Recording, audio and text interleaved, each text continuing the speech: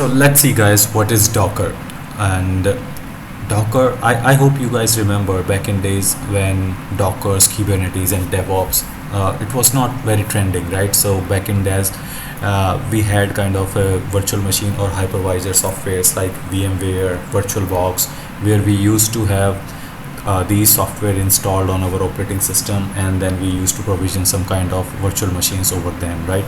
So let's see how Docker or the containerization platform is different from the existing virtual machine or hypervisor platforms that we had previously.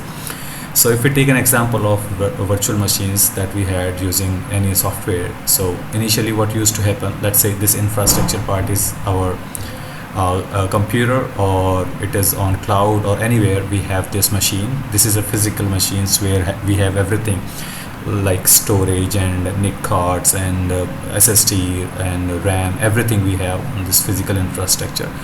Over to that, we had to enable this hypervisor using any of the hypervisor tools such as VMware or VirtualBox or anything. And over that, we used to create these kind of operating systems or guest operating systems. You must remember that we used to pull some OSI images and ISO images, and then we used to provision it using these hypervisor tools such as VMware and VirtualBox. And over those virtual machines or the images, we used to build those virtual machines, and over those virtual machines we used to have our software installed by any of the repositories. So we used to create these kind of virtual machines over that hypervisor layer. So in Docker, what Docker is doing is Docker is providing a kind of a orchestration tool where we can play around with the containers. So containers, you can simply understand, it's just like a virtual machine that we had, but we are just eliminating this one extra step from here, that where over the infrastructure we have to install some kind of virtual machine or any third-party software, and over that we used to create the virtual machines in Docker or in containers. So container is kind of the same virtual machine, but we have over this operating system we have any kind of over this infrastructure we have any kind of operating system, and over to that what we do is we generally install Docker engine. So, or we install Docker. So Docker is again a kind of a software. You can relate this with VMware or VirtualBox, but what it provides us a capability to wide range of images that are predefined, and we can find all those images in Docker's official repository system in DockerUp that we will see later on. So what we can do, what this can do is, in Docker software, it provides us a flexibility to play around with the tiny images, right? So in virtual machine world, we had kind of big operating systems where, let's say if you are pulling some Ubuntu image, then it would be completely Ubuntu operating system, which would be having around like 2 gigabytes of total operating system files, and then you provision these operating systems, and then over to that you build up your application. But in container, it is not likely this. So in containers, you generally pull the images that are just suitable for your need. So let's say if you just want any Debian version of Linux, then what you can do is you simply pull the minimal version of any Debian based Linux operating system, and then it would be very tiny. It would hardly contain 200 or 300 MB, the basic image it would have with the basic Debian functionality. And then over to that you stack it up. So I will teach you what is stack and everything. So